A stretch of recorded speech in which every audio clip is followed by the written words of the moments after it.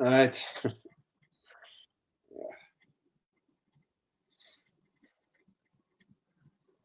All right. So here we're here today. This is our first installment of 20 or so questions around the world, and today I have with me my cousin Justin Schroeder who is from the United States, but right now he's in Macedonia. So before we get to the questions, Justin, what's tell us a little about who you are and where you are and what you're doing. All right. So my name's Justin. I am married and have two little kids who are running around making a whole bunch of noise right now. So if you hear them screaming in the background, that's what that is.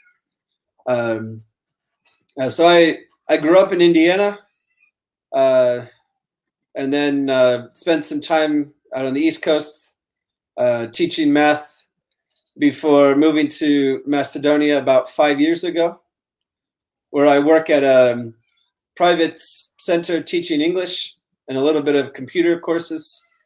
But our main goal is to start a new church here for people who speak the Albanian language. So. Fantastic.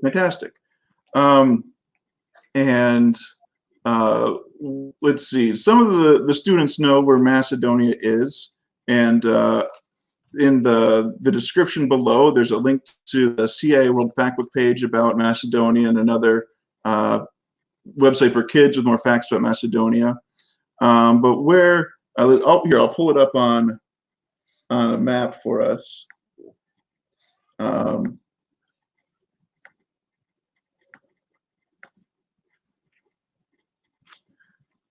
right.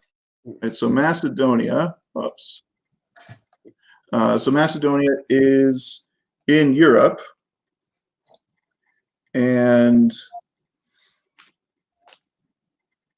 it's in the Balkans, so all the way down down there. And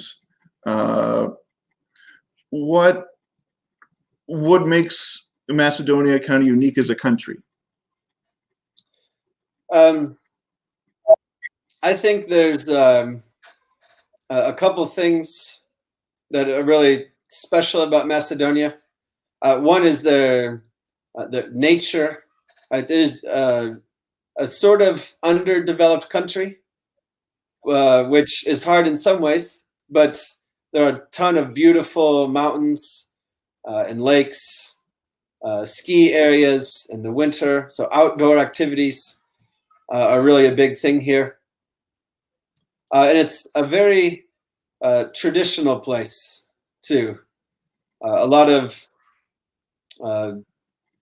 things date back many hundreds of years. You may know this used to be part of the Ottoman Empire, and so there's a lot of influence from that period still.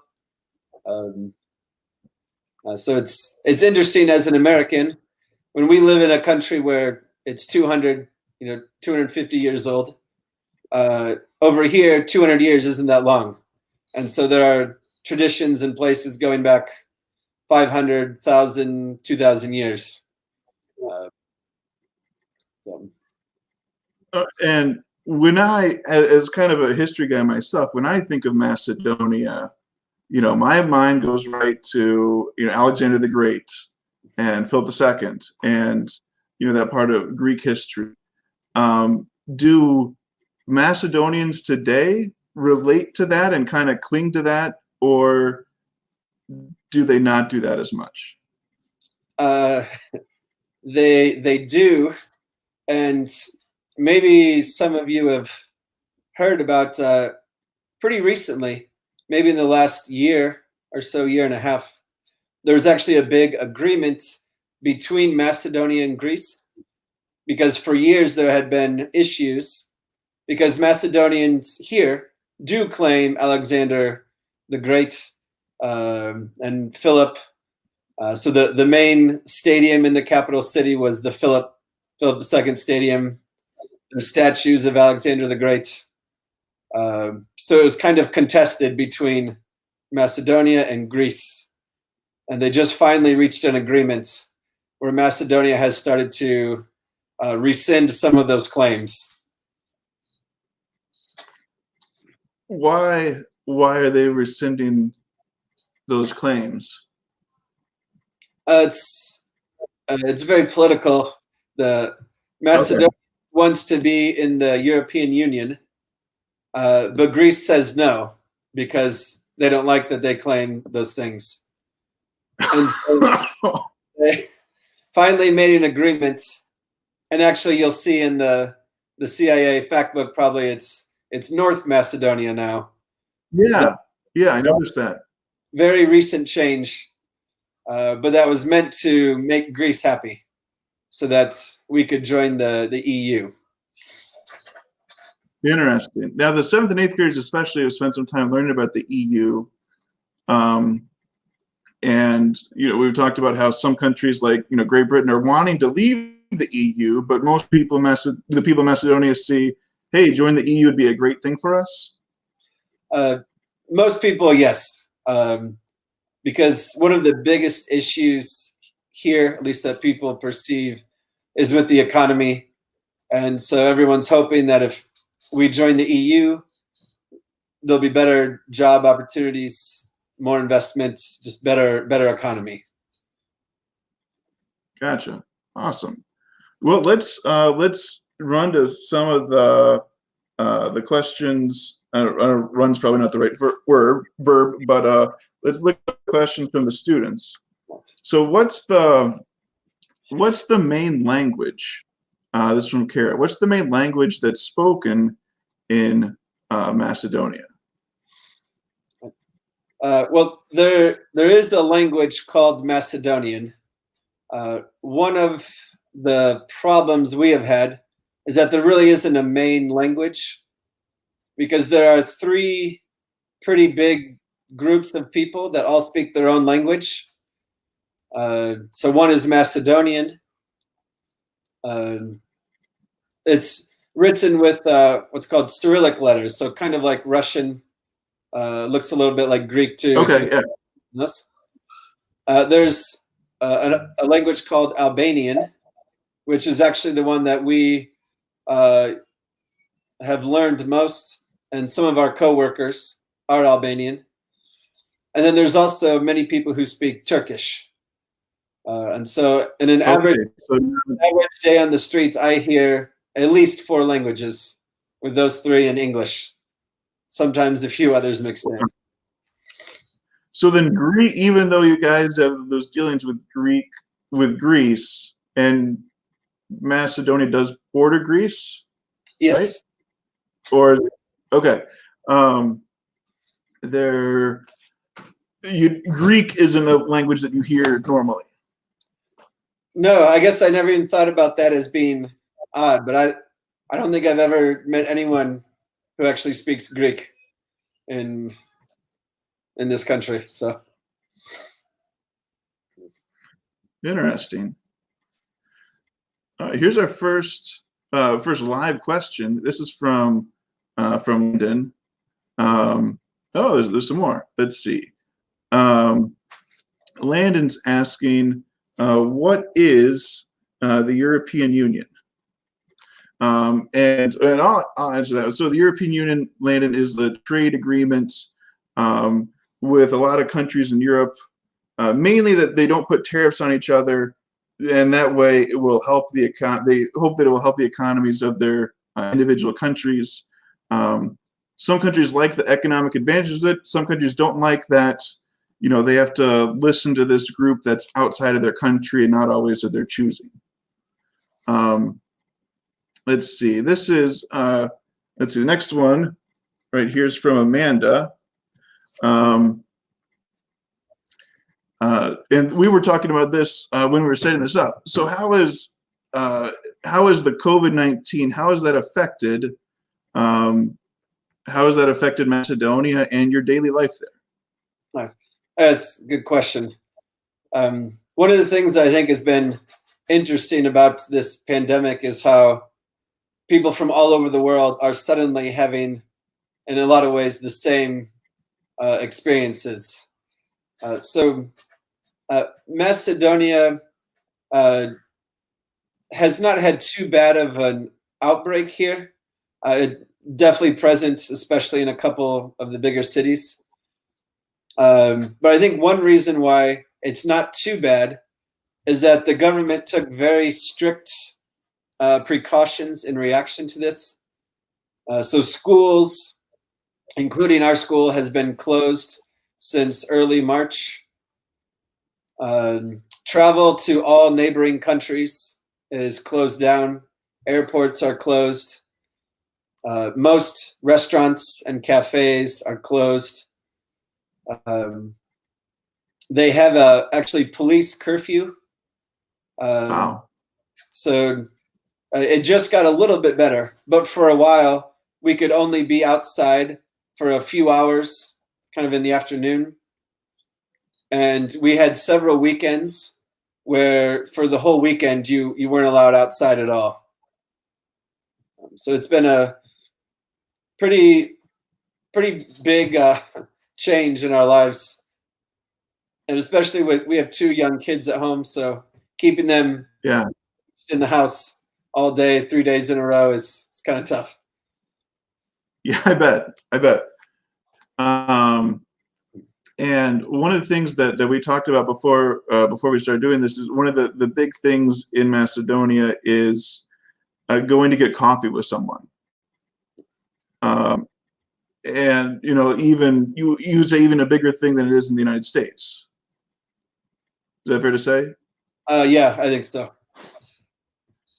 So then that thing that was kind of pretty central to their way of life is taken away with the COVID-19 restrictions and stuff, right? Yeah. All right. Let's see. The next question is from Amy. What are some traditions in Macedonia? Some things that the people there have. So I really think that because culture is very important here, and because the 3 separate cultures, Macedonian, Albanian, and Turkish, all try to hold on to their culture, there are quite a few traditions. Now, I'm definitely not an expert on those, but some of them that come to mind, they're memorable in certain ways. For when people get married, weddings here are very big. I thought weddings in the US were big. Weddings are very big, usually multiple day things. But one thing everyone does is, I don't know if this is maybe right after the ceremony or something, they drive through the town, and it doesn't matter what time of day it is.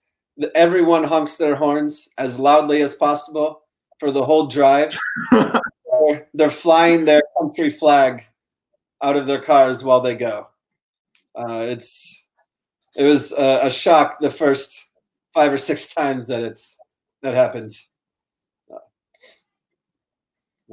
Okay, now when you say their country's flag,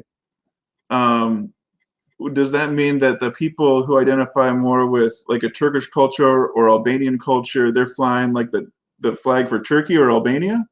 Yes, yeah. So I guess that's not really their country because they're not. Most of them aren't from there, but yeah, they do identify with that. So even in our city hall, they fly all 3 flags, which is Okay. kind of an interesting to imagine. Like if you went to the White House and they had flags of other nations flying at the same level as the U.S. flag, just seems kind of Okay. So they're all at the same level too. Yeah. No. That's something I can't even imagine happening in the United States. But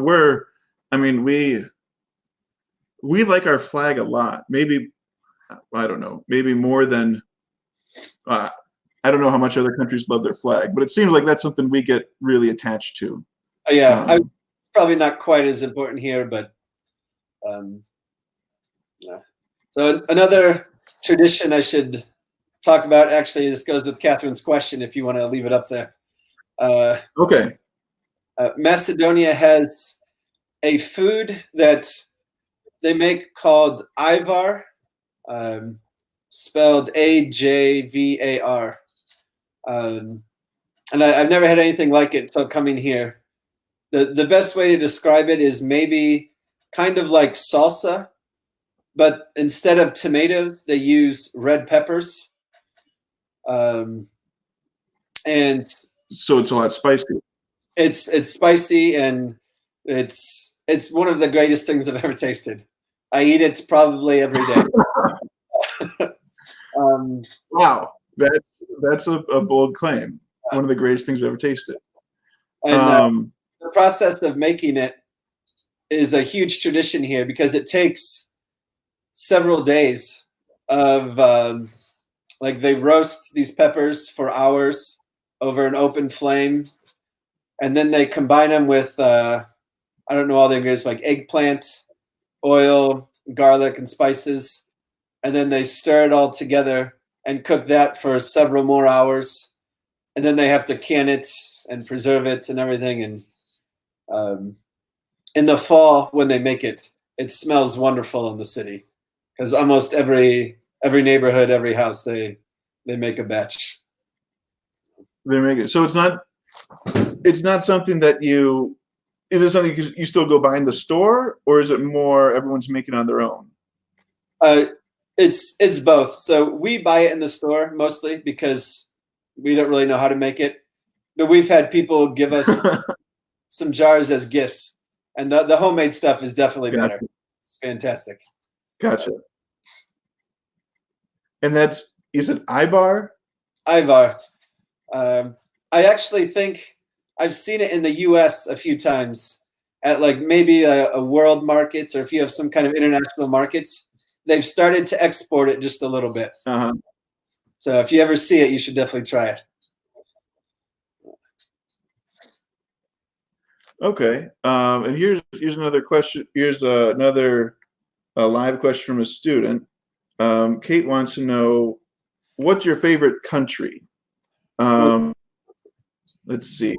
Do you have one beside? Have you traveled much besides the United States and Macedonia? Yeah, we've traveled a bit more. One nice thing about Europe is that the countries are so small. It's so easy to go from one country to the next, where when you're in the US, usually if you want to go to another country, it's a huge drive or a long flight. Yeah. So we've been to several countries. One of our favorites is actually still Greece, and especially the city of Thessaloniki. So Okay. it's pretty close, but they have, a lot of cool modern things that we don't have here, like some better malls and restaurants and Starbucks and things like that. But then there's also all the historical stuff. You can go where Paul was, 2,000 years ago, and they still have a lot of ruins. So Thessaloniki, you're saying, is that the biblical Thessalonica that Paul wrote the letters to Thessalonians to? Yep. And so that's definitely one of our favorite places to go. Another one, I can't remember if I said it on here, but our daughter's name is Lisbon, which is the name of Portugal, where my wife and I went on our honeymoon, and that was one of our best experiences. It's a really beautiful country, and that city was great. Yeah. Cool. Let's see. Here are there's 2 years. I'll do this one first. This is from Ethan. And what's the main sport in Macedonia? I would say the main sport, like in all Europe, is probably soccer. But in Macedonia, more than in a lot of the other places, basketball and then also handball are really big. And in fact, Okay, now explain to the kids what handball is. Oh, I have never played myself. I think the closest description is it's like a mix of basketball and soccer. You're trying to get a ball in the net like in soccer, but instead of kicking it, you're dribbling and passing, kind of like in basketball. It actually looks really fun, but I've never played. Yeah, I watched in the Olympics, and it does look really cool. Yeah. Uh, And then with those sports in Macedonia, let's see. You're just would you say they're? I'd be willing to say that in America we're sports obsessive. I mean, well, you come from Indiana. I mean, with basketball. Um, do people feel as strongly about sports in Macedonia as they do in the United States? I don't think it's quite the same level, especially because in the U.S. you often have some abnormally strong emotions going with a particular team or maybe university.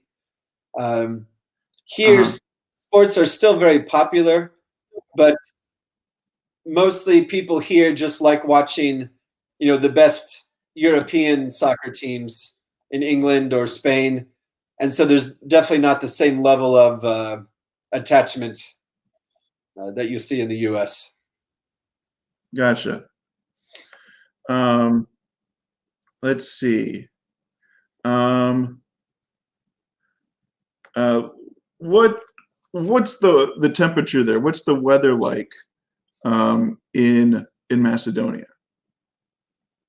Well, the weather here is actually a lot like probably the Midwest. You guys are what, Southern Illinois? Yeah, we're between southern and central Illinois, kind of. So like the way I always describe it is we have really cold winters and really hot summers. So it's kind of the worst of both. Especially because there's almost no air conditioning here. So in the summer, it can get to be over 100, and there's nowhere to escape. Oh, brother. Now, let's see. Macedonia is a pretty mountainous country. Is it cooler to go up in the mountains when it's really hot? Or is that not a thing that many people do? It can be really nice. There's an area 20 or 30 minutes away that's in the winter has like a ski mountain, but during the summer it can be nice. There's a lake, but people don't go swimming in it at all. It's an artificial lake, and I've never seen a single boat or anyone swim in the lake, so it's just there for looks. Are there fish in it? There are fish in there. Wait, I think so. But okay. Yeah, it's a very different summer lake experience from the U.S. People mostly just go walk around, and there are a few cafes kind of around the edge. People sit and drink coffee. Let's see, and we talked about this extensively before we went on on live or whatever. What are the main religions that you see in Macedonia?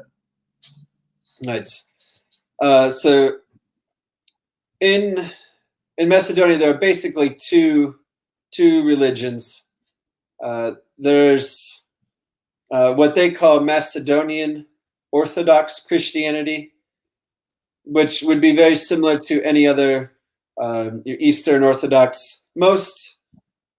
I've found actually most countries here kind of have their own, I don't know if you call it flavor of Orthodox, of Serbian Orthodox, Greek Orthodox. Yeah.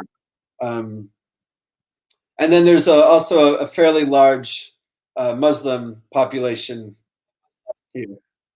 As far as like Protestant Christians, there are just now starting to be a few churches in the capital city and maybe one or two other places in the country. And that's what we want to have here. But in our city, it's pretty much all Orthodox or Muslim right now.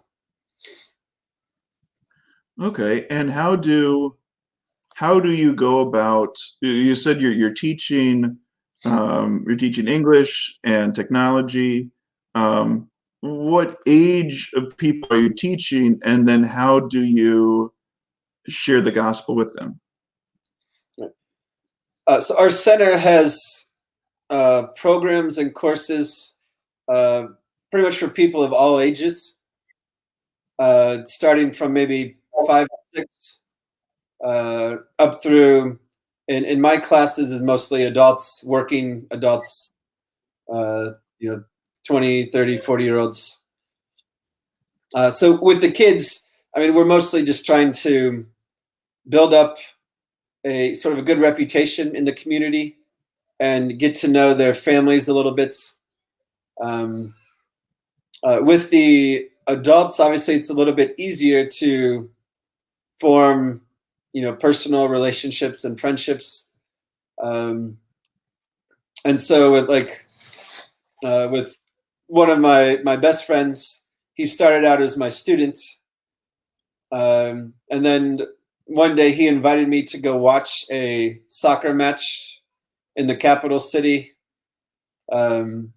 And since then, we've watched some other sports together, started playing basketball together. And it's really a long process of sort of earning their trust and, sharing your life with them, and then getting to a place where you can talk about religion.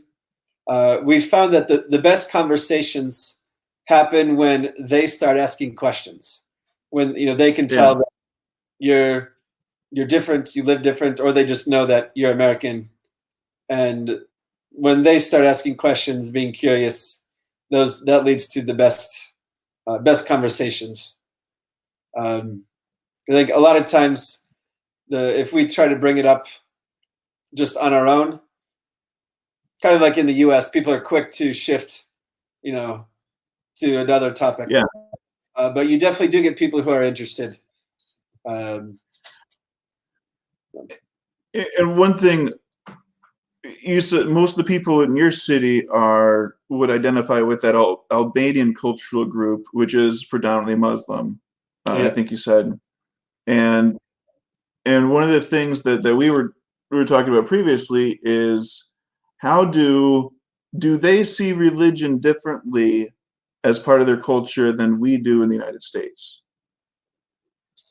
Yeah, I'm sure there are places in the U.S. where they have a similar attitude, but not in the way that is so widespread. I would say 99.8% of people's religion is defined by their ethnicity. And there's just no overlapping at all between the different groups. So people who are born Macedonian automatically become part of the Macedonian Orthodox Church. People who are born to a Muslim family, Albanian, or a little bit of Turkish, they are automatically part of that faith. And there's really no attempts to interact or overlap or explore or anything like that. In fact, that's one of the hard things I think for us to overcome, is that for someone to change their faith it would be a huge, huge, huge thing for their family and their culture, really, for everyone. It's a lot easier for people to become atheist or say they're atheist, and I don't think people care, as long as they don't join a different group. Interesting.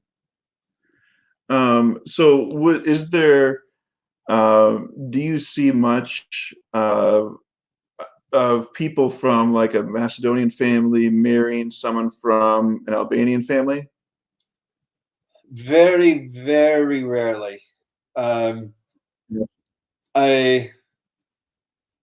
I know of one example who are like close to our age, and I know of one example from 70 years ago, but like it's very, Wow. Yeah. uh, Now, speaking of families, would you say culturally everything's kind of would you say everything's centered around the family in Macedonia? definitely.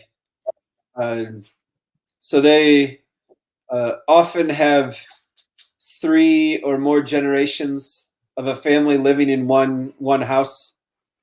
Um, Okay. Wow. and yeah, everything is just very much centered around the family and less like not so much the community.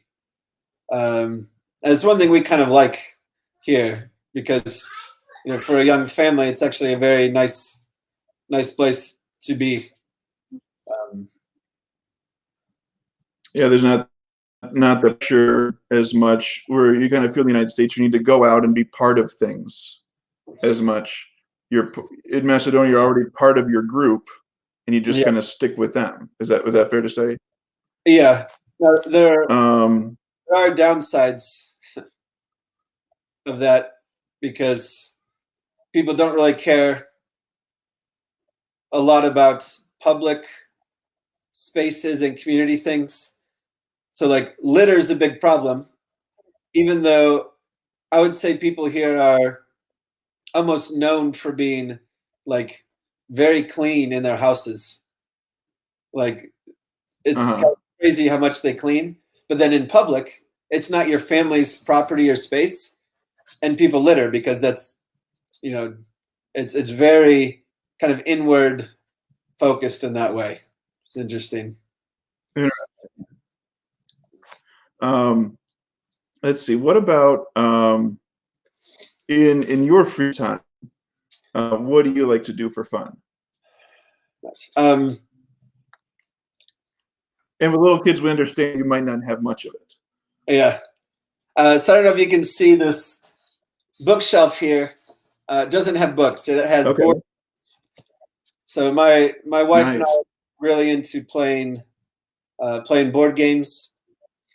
Um, and one thing that's been really helpful for our family um, is we take uh, one day a week, sort of like a Sabbath rest, where it's family time. We really don't go out and do much. We don't work, but we're spending time together, and that often revolves around also playing a game together.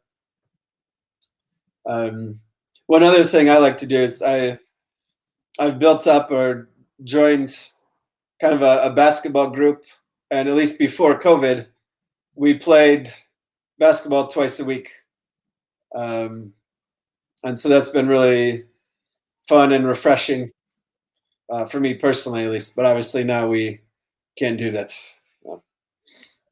Yeah. In Macedonia, and you mentioned it before, Macedonia is bigger. The whole Balkans really are bigger in basketball than a lot of other places in the world. Like even not too far from me, the tiny country of Montenegro had a team in the basketball World Cup this past summer. Um, let's see. What about what time is it now? So the clock behind me is wrong. Right. In the United States, where I am, it's 12:36. Yeah. What is it there for you? So it's 7:36 p.m. Okay. Now, do they? I know I was talking to someone else in Europe. Do they normally do like the 24-hour thing for most of their time, or do Yeah, they keep it 12 hours?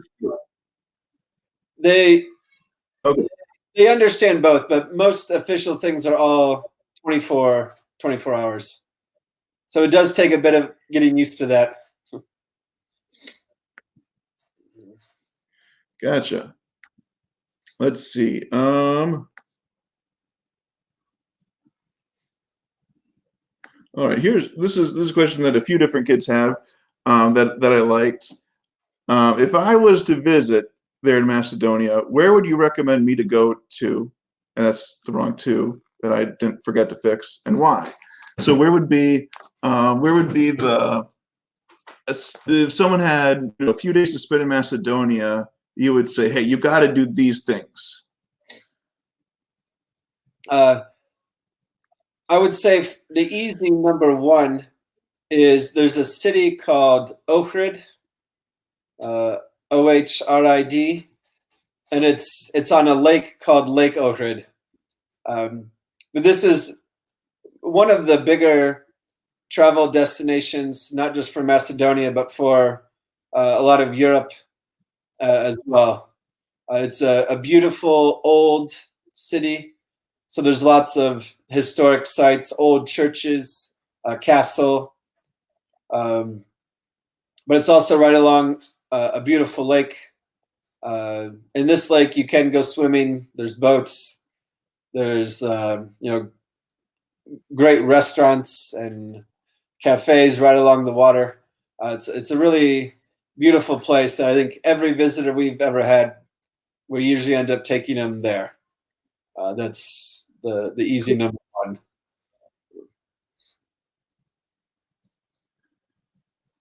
Let's see. This question I thought was interesting.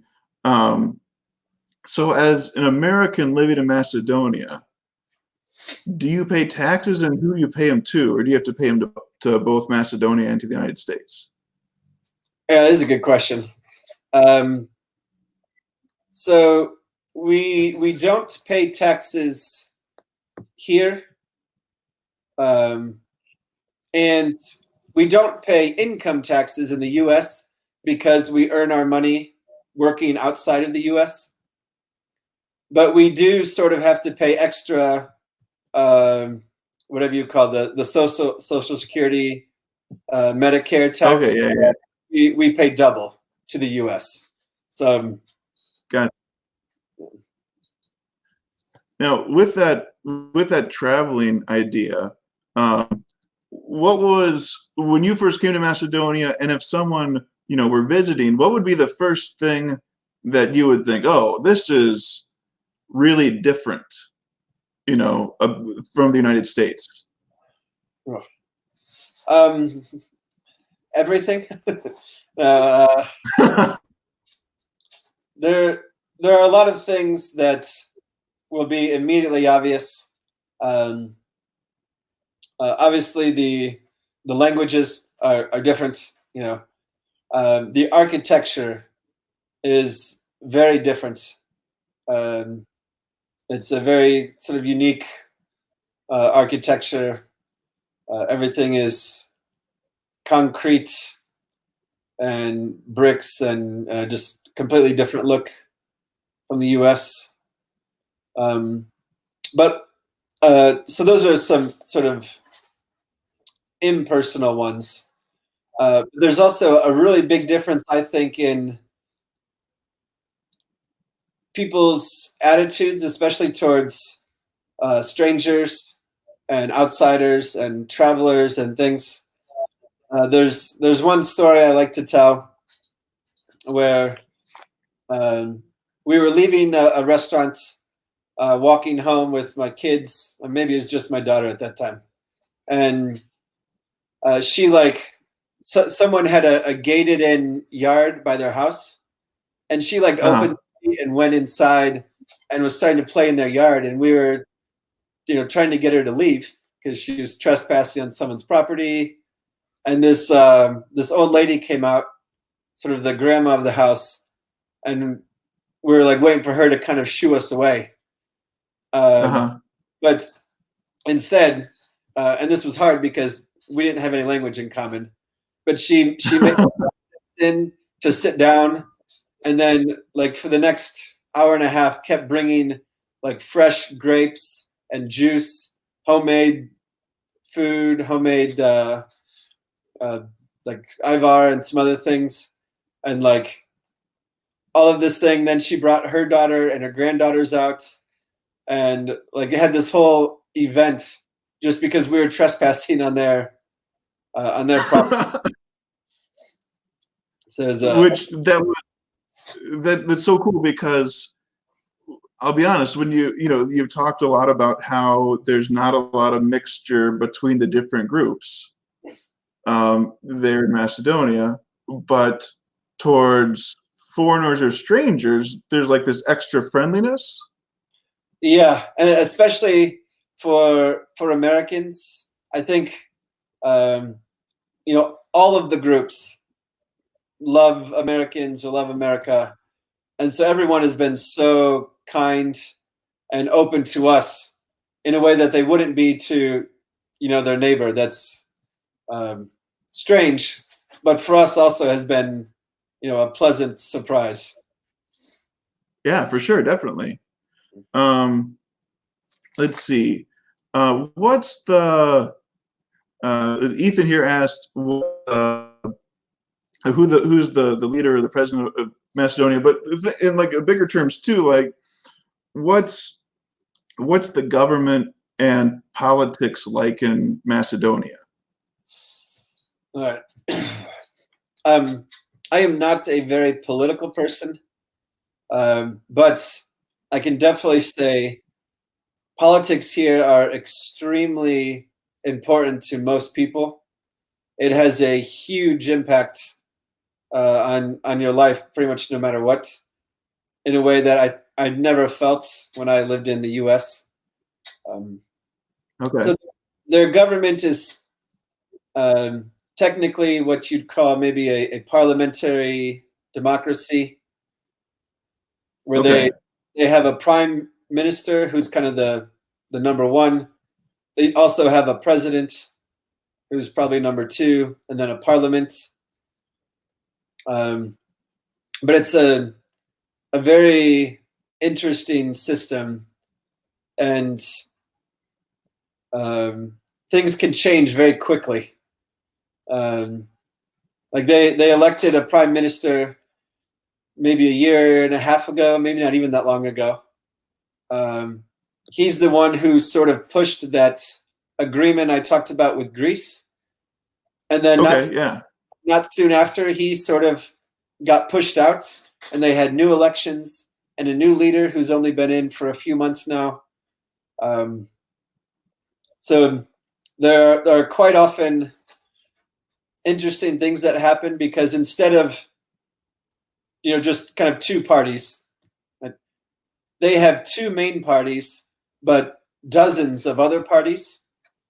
And so the main parties have to make agreements with the smaller parties if they want to get enough votes. And those agreements change very quickly. Interesting. So even though they're smaller, you'll still see the larger parties trying to cater to those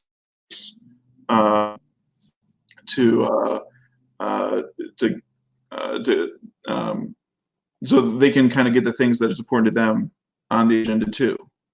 Yep. Yeah. Let's see.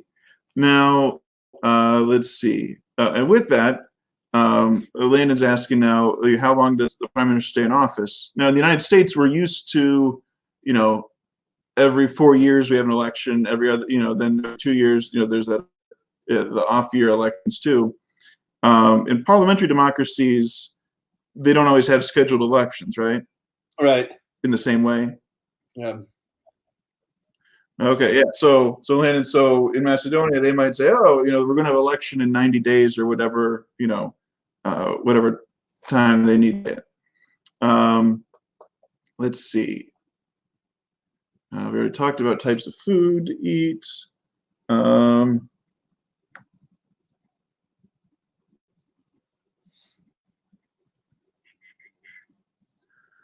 What's the wildlife like in Macedonia? You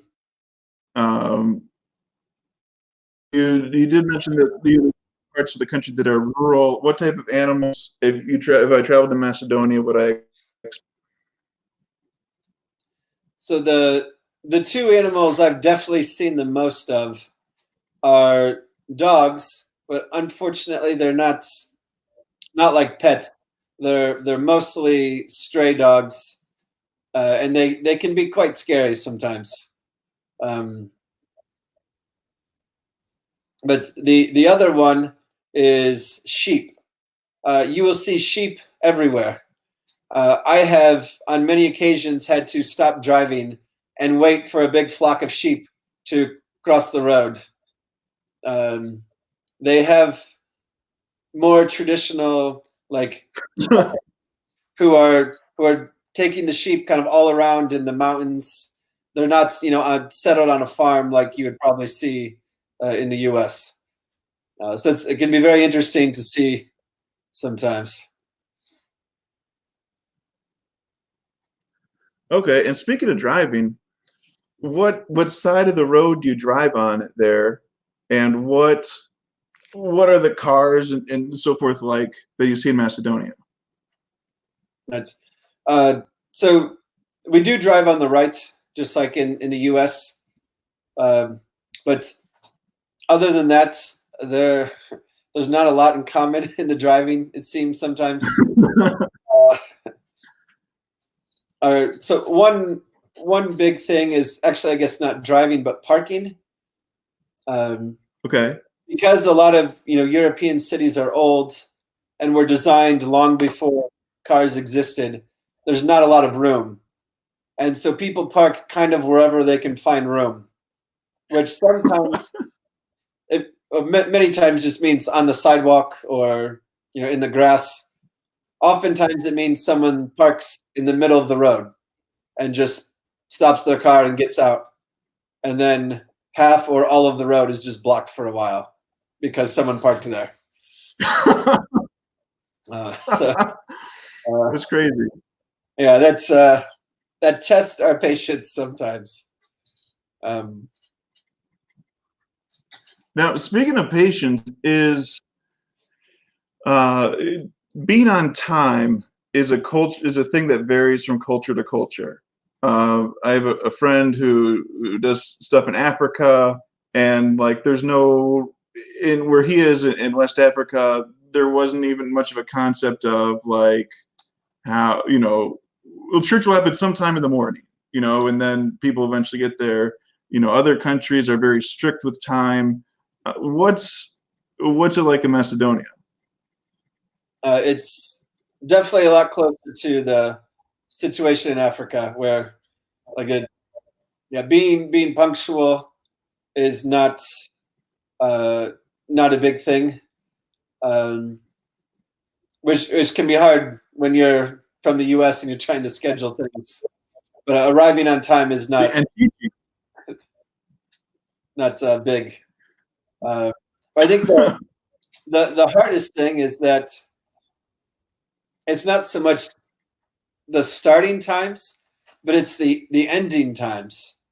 Like it's culturally appropriate that if you're with someone, or like it's rude to leave. So if you have an appointment somewhere else that you need to be, the culture idea as well. But you were having coffee with someone, so you just stay at the coffee until you're ready. Everyone's ready to go. So things don't have like an end time, and can drag on for a very long time.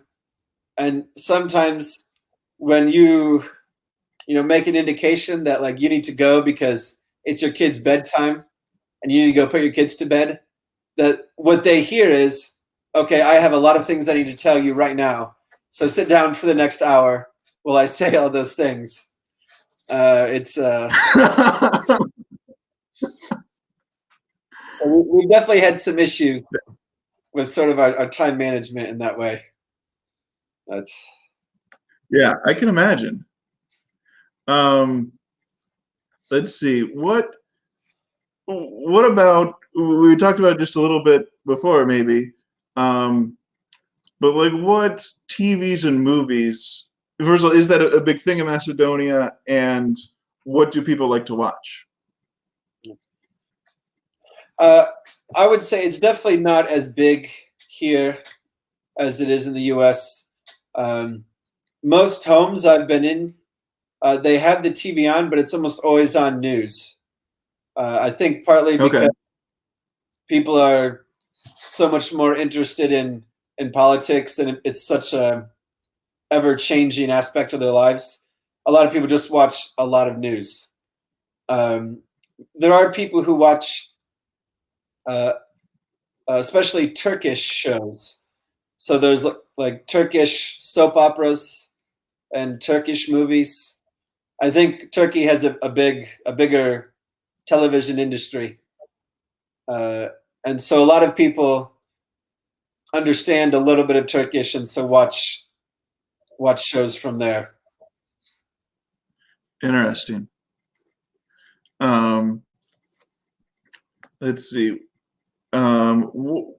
What's the main way that people? The question was the largest economic sector, but kind of more broad. What's the main way people make their money in Macedonia? Uh, um, well, there's a few answers to that. So the biggest industry, uh, I'd probably say, is agriculture. Very rural country, lots of farming. Um, Another way a lot of families get money here is that one person will leave Macedonia and get a job in Germany or Switzerland or America and send money back to their family. Okay. Um, and the third one, sadly, is that there are a lot of casinos and sports betting places. Hmm. It's like in our city, there are at least 13 casinos and probably another dozen sports bet places. Um, Is it yeah, the type of thing where it's legal in Macedonia and not legal in some of the countries around Macedonia? I think it's legal everywhere because everywhere I've been in Europe, it's kind of the same. So their casinos are definitely Gotcha. like in the U.S. Casinos are these giant places, like you think of Las Vegas. This is more like Yeah. a small place with some video machines. So, but it's still unfortunately a place where a lot of people go. There's not a lot of other entertainment, and when the economy is not great, so what little money people have, they take there. Um, Kind of like the lottery, I guess. They don't really have a lottery as much, but they go to these places. So. Yeah, and in Illinois, I've seen a lot of places like that pop up, around. Like there's, we live in a town of, around 10,000, and there's probably at least 5 places where you can go play video gambling. Um, I can't imagine how much of a drain on people's budget that is. Oh, yeah. Um, let's see. Um, Now, let's see. The capital of Macedonia. How do you pronounce it? Scope It's like, what is that? Skopje. Skopje. Okay, not Skopje. Okay, Skopje. Um, let's see. We got just a few minutes left. Um, what are uh, so last questions? What's a common phrase in one of the main languages there? So like, what's the first phrase? One of the first phrases you learned when you were learning Albanian or Macedonian? Well, the common things, of course, the greetings. Uh, Mirdita is something like hello, good afternoon, Okay. and then everyone always says "CA, how are you?" And the answer is "Mir, good." And it doesn't matter if you're good or not. It's always "CA, hey, Mir, okay." Uh, Gotcha. That's pretty similar to how are you doing in the United States. You don't. Yeah. That's not an invitation to, spill your guts. Yeah. Let's see. Two more questions. One, when we think about Macedonia and you there too, what are some things that we should keep in our prayers? I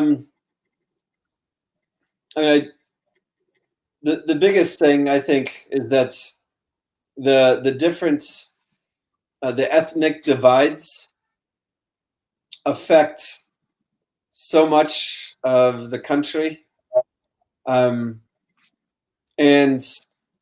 it it of course affects religion, but it affects politics, business, it's schools.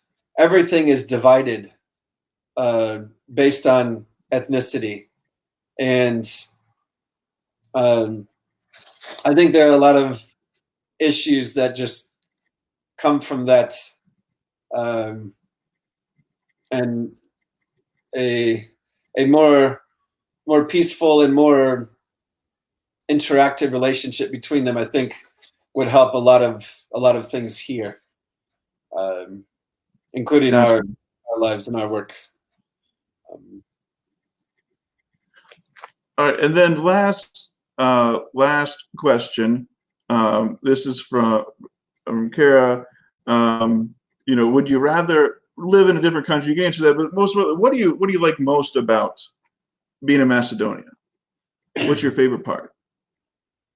Right. So we do really enjoy living here. Um, I think one thing that we really enjoy, especially having come from living in the Washington D.C. area, is that the pace of life is very, very slow. It's a good place for families.